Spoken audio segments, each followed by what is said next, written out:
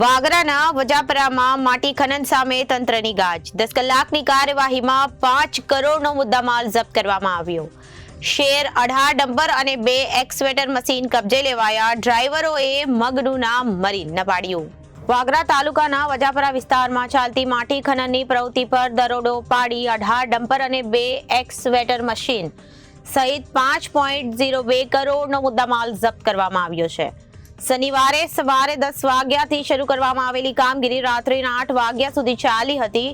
હાલમાં કેટલાક સમયથી માટી ખનન ચાલી રહ્યું હતું અને કેટલીક માટી ખોદવામાં આવી છે. તેની વિગતો હજુ સુધી બહાર આવી શકી નહીં. ભરૂચમાં વિકાસની સાથે રેતી અને માટી માફિયાઓનો પણ વિકાસ થઈ રહ્યો છે. સુકલતીર્થમાં નર્મદા નદીમાં 3 લોકોના ડૂબવાના મોતની ઘટના બાદ ગેરકાયદે રીતે ખનન બાદ હવે માટી ખનન સામે તંત્રએ તવાઈ બોલાવી છે. ભૂસ્તશાસ્ત્રી રચના ઓઝા અને તેમની ટીમે વાગરાના વજાપરા વિસ્તારમાં નિર્જન સોસાયટી સામે માટી ખોદકામનું મોટું કૌભાંડ ઝડપી પાડ્યું છે.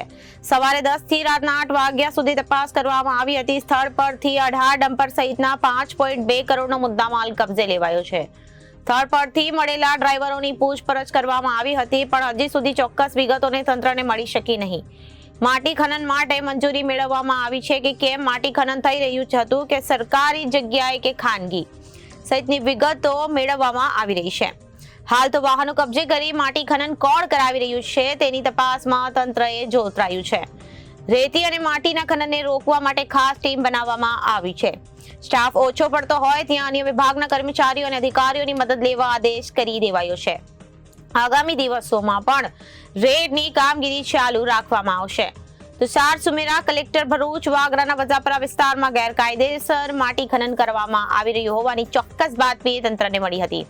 એક સપ્તાહ અગાઉ પણ તંત્રએ વજાપરા વિસ્તારમાં દરોડો પાડ્યો હતો, પણ ત્યાં ખોદકામ થયેલું જણાયું હતું, પરંતુ કોઈ હાજર નહીં હોવાથી રેડ નિષ્ફળ રહી હતી.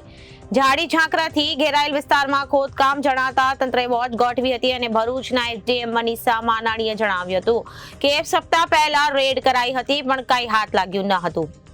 શનિવારે સવારના સમયે ખાણ ખનીજ વિભાગ, પોલીસ તથા મામલતદારની ટીમે સાથે રાખીને દરોડો પાડવામાં આવતા 2 મશીનની મદદથી માટી ખોદીને ડમ્પરો ભરવામાં આવી રહ્યા હતા. ટીમના દરોડા દરમિયાન કેટલાક ડ્રાઈવરો સ્થળ પરથી ભાગી છૂટ્યા હતા. શનિવારે રેડ દરમિયાન 10 થી 12 જેટલા ડ્રાઈવરો મળી આવતા તેમની પૂછપરછ કરવામાં આવી હતી, પણ તેઓ મગનું નામ મારી પાડી રહ્યા ન હતા અને કોણ ખોદકામ કરાવે છે તેની માહિતી આપી રહ્યા ન હતા. પ્રાથમિક તબક્કે એક્સવેટર મશીન લકી નામના વ્યક્તિના હોવાની વિગતો સામે આવી છે. Reporter Saif Ali Bhatti, ABC news, Bharuch.